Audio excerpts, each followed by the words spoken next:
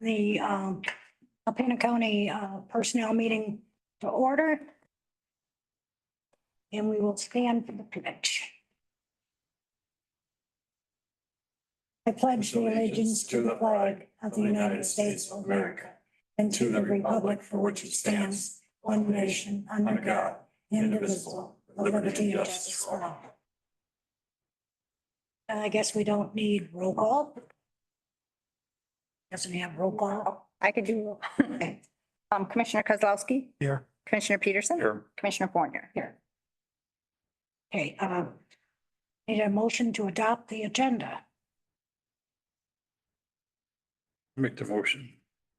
Have a motion? I'll support. We have support. All in favor? Aye. Aye. Motion passed. Okay, public comment. We have 3 minutes per person. Do we have any public comment? Yes. Please stand and give us your name, Jesse. We're gonna use you. My name is Eric Commission. I live here in Alpena, and I've been going to some of the library meetings over the last several months, and there obviously is a lot of controversy. And I think we're kind of forgetting one point that there's some legal limitations on the handling of books, and they had Claire, the attorney from the Michigan Library Association, zoomed in one of the recent meetings. And she outlined, I thought pretty clearly that, as far as like moving books, that there's there's some real legal frameworks that you have to go through. And she even brought up about, like the definition of obscenity in books and things like that, that apparently this is all from down from the Supreme Court, that it has to meet the Miller test, which I guess has like 3 criteria. And so I think in the discussions, it's kind of been forgotten a little bit that, like what's defined as obscenity is coming down from the Supreme Court, and what a library board can do with moving, removing books, things like that, is somewhat limited by, the structures of the US law. And I just wanted to interject that we should, keep some of that in mind, why the library and the library board, moving and taking actions that they are, my perception is that they're trying to do the right thing and follow the law. And I think that, some of the rhetoric's gotten a little bit over the top, and I think we should kind of come back to that. And and also Claire brought up that, there's a Michigan Library Association, the American Library Association, and they basically help, they're professionals who help vet the books that are in the library, because there's a mandate to have a broad spectrum of books. And from what I understand, it's like the library has some 30,000 books, that about 3,000 every year are weaned out because they aren't being checked out, they aren't being used. And, it just seemed like there was a lot of rhetoric to close the library over, a pretty small number of books, probably under 20. And I think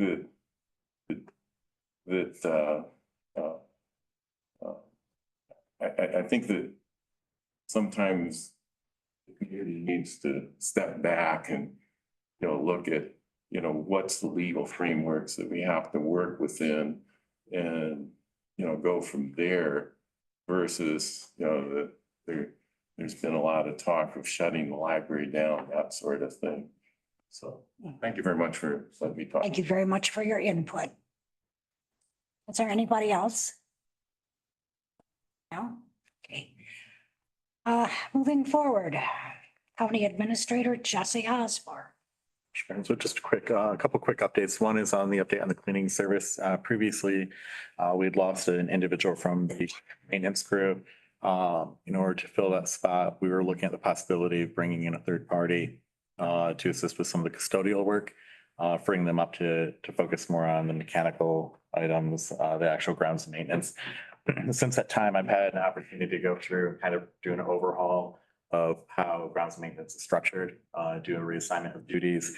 And I think what we have set up leaves us in a position where we actually would not have to look at filling that position immediately. So we've started that new plan as of yesterday. That'll be going through the month of August, concluding on the 30th, at which time, the first week in September, I'll be meeting with the crew to see how the last month went. So it's going to be a 4-week test run. And then we can revisit whether or not we need to look at bringing in that vendor, but wanted to bring that back to the board and give you an update since previously we kind of discussed a different approach. But again, I think we kind of found a more efficient way to run that department, and we can probably do without for the time being. Any Did you questions? did you get costs from them? We got, they came in and started looking at it. I told them to hold off on cost till, I didn't want them jumping through hoops and putting stuff together before we found out whether we would actually need that or not.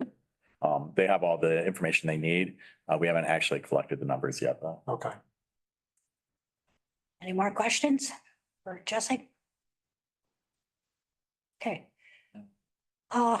Chairwoman, if we can, I'd like to actually skip over poll number 2. That was something that we were going to put on, but actually in discussions this morning with HR, it was decided because by the time we get through the process, it'd be time to announce the vacancies for the other boards.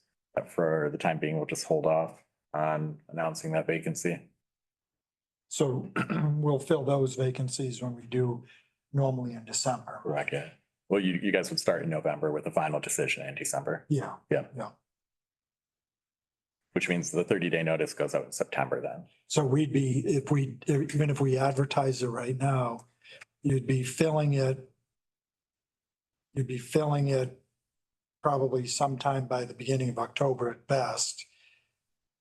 And would that position, even if we did with that position, would that be one that If ended you, in December or January or actually December? yeah, So I'm not sure what the term is for the one position, but there's a possibility that there may be 2 openings on that board and they haven't been able to confirm that yet. So there's a member that's missed 3 meetings in a row and they have a policy that if you miss 3 meetings, then you're removed from the board. Yeah. But they haven't notified that person yet, so that's still up in the air as well. So it's a secret, no one's supposed to know? No, not a secret. It's just, we can't advertise for something that's not. Okay. on the next item, grounds and maintenance discussion. It's been brought to my attention that we have a few individuals who are looking at possibly retiring in the near future. That hasn't been brought directly to me, but it's been brought to me by numerous individuals they work with, as well as the possibility of one of them who's interested in transitioning from grounds and maintenance into another department. He'd still have to go through, from my understanding, an interview process. Although we can do without the one right now, any further loss would have to probably be filled. So I just wanted to make sure the board's aware that that might be coming down the pike. And especially if we have a transfer out, probably sooner rather than later. The other 2, from my understanding, have plans to possibly retire, but it would not be before the end of this year. Possibly, maybe as early as December. So I guess maybe by the end of this year, but again, just letting you know if that individual does transition out or the individual retires sooner than planned, we're going to have to probably fill that spot. So it's just more of an FYI. Questions on that? I don't know at this time if we should freeze hiring because of the situation. And maybe wait until the first year and talk about things again. Well, I think, because today's election day and voting, we have the 1 millage. We should have a better idea after today which direction we're gonna be heading as far as finances, but I know I've talked a lot with Jesse about stuff and those positions that he was talking about. One position would be fine, but like he said, two positions, we're gonna be in a position that we probably can't wait. Because it will impact the rest of the county, but obviously with, depending on how today works out, it can go one or two ways, so. I guess in follow up to that, Madam Chair, just to make sure with freezing hiring, just for clarification, would that be all staff until further notice? And is that something you want carried over then to full board for consideration?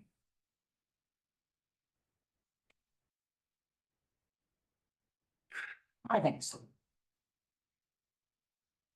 So you'll probably need to do a motion for that, just so we can get that. Okay. I can see a hand out in the audience, Sheriff. At the sheriff's office, we have one vacancy full-time left in corrections. We also have a deputy who left, so we have a vacancy for road patrol. So just so you guys are aware of what's happening. As the deputy is vacated, we're not gonna fill that because obviously the situation in the county. But on the correction side, we've used part-time throughout the year, and then we have to have a minimum staffing on correction. So Commissioner Fournier, I agree with you. We need some consideration, like on corrections, we need to fill those spots as quickly as possible because that's how we've kept our overtime budget down, using part-time and having those positions filled. So road patrol side, no problem. We'll freeze that. But on the correction side, we're gonna have to have a little bit of latitude to keep those going ahead, save money. That's mandated by the state, how many people we have to have on. So So you could amend your motion to freeze all hiring of staff in all positions with the exception of those mandated by law or statute until further notice. Is that okay? I think that would. And I don't have a problem coming to Jesse as the administrator or any of you guys and just let you know where we're at and get approval. I just wanted to make sure that we're aware of it. Okay, thank you. So. You could entertain that motion. Okay. Okay, I'll amend it. So So, I'll make the motion. Well, did she make the motion You made it so you could second it. to go to poll? go to full board, right? Yeah. Yeah. Full board's got, okay, Roll call or you don't have to do roll call. You could do voice vote on this one. There's no money being spent. yeah, okay, Not call the question. okay, roll call. Roll call? Sure. Commissioner Peters. yes. Commissioner Kozlowski, Yes. Commissioner Fournier. Yes. Hey, The final item is the drug policy. This was something that we had discussed in the past, specifically on the use of marijuana. The feds have recently changed the scheduling of that drug, and obviously in the state of Michigan, it's legal. And so we looked at whether or not we had to change our policy because we didn't have really one that was consistent across all departments. Obviously, the sheriff's department and 911 emergency management stand alone on this one because they have to fulfill certain requirements. But as far as the rest of the departments, it was kind of left up to the department heads.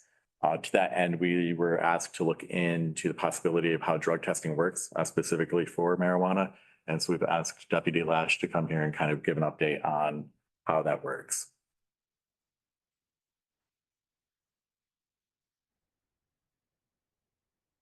I don't know specifically what you want me to talk about. I think they just wanted to have a better understanding. Answer any questions that you guys have pertaining to the drug and alcohol testing. I think they just want an understanding of like when testing for marijuana, how does it appear? What's the time range? Can you tell if they're actually under the influence at the time? I have just clarification on that. So we perform saliva tests only for our drug and alcohol testing. So typically marijuana stays in the system for saliva up to 24 hours.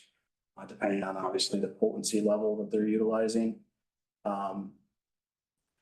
Normally marijuana, like when I interact with individuals on the road, there are signs and symptoms that you can look at and identify, but a drug test is really what's gonna be a presumptive positive and something that you can utilize. That's different than what you're doing with the saliva test. Is that what you're saying? Like when I interact with people on the road, there are different field sobriety tests that I can identify if they're utilizing marijuana. But it's not a presumptive positive. That's enough to give me investigation Yeah. information to go further. So for the saliva test, like I said, if somebody ingests marijuana, up to 24 hours is typically what will pop on a positive drug test. So the testing that you're gonna do for, I guess, new hires, or is that what it is the saliva test? Correct. Okay. So basically you're just, so if someone has been smoking and they did it last week, you're not, that test wouldn't pick that up then. For marijuana, correct. Okay. Even with urine test, it's typically right around 24 to 48 hours for the urine as well. We test obviously for other drugs. So I have a 12 panel test that we do for new hires. So, and it varies based on the drug.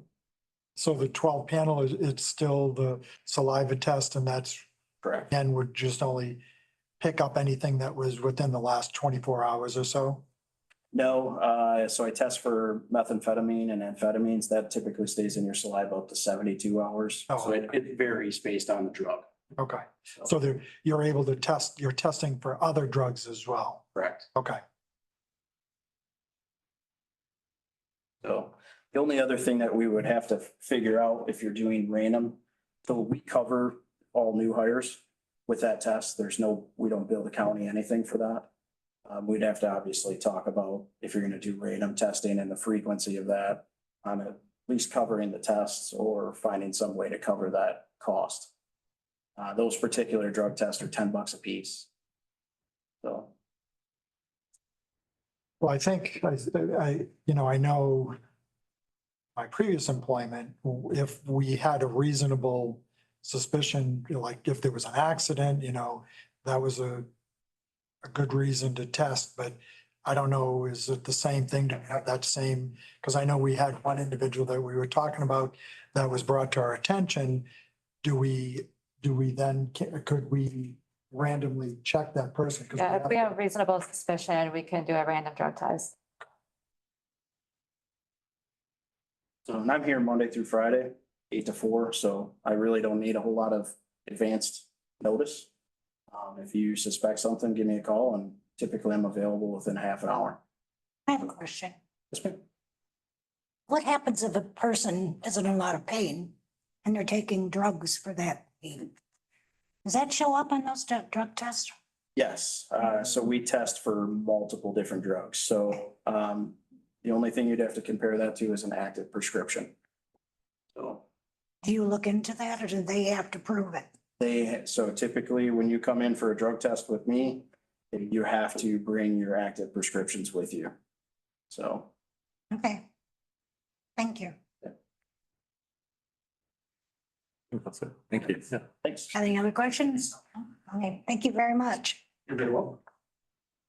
And then we did contact both the township and the city to check on their policy specifically regarding the use of marijuana by staff. Both of them currently have zero tolerance, but it's our understanding that at least one of them is considering revisiting that policy in the near future. So Okay. I think the recommendation right now would just be the way we have the policy right now after Jennifer and I spoke, I think is sufficient for the time being. It gives us the flexibility to continue testing, or to rather not continue, I'm sorry, to test if we have reason to believe that testing is necessary. It also gives us kind of the fluidity to kind of determine which department, where they're working, what the use is, et cetera, whether or not use would actually lead to termination. So. I guess the question that I would have is, unless we're gonna do something, and I'm not saying we need to do it all the time, but if we have suspicion, and I know the one that we talked about, do we I think we need to kind of follow up when we know information, if we know information. Right. Because we don't want to have a drug policy and then never really follow up or do anything with it. Especially when something's kind of brought to our attention. Correct. Okay. I just want to make sure that we're covered, that, you know, we're not just targeting anybody. Right. Because we know something Right. or found out something. Okay. Okay, any other questions? Employee separations? So we had the one resignation from the emergency management, the deputy over there, his last day was last week. One corrections officer resigned last week, and I was just notified today that the home improvement assistant, has put in their resignation as well.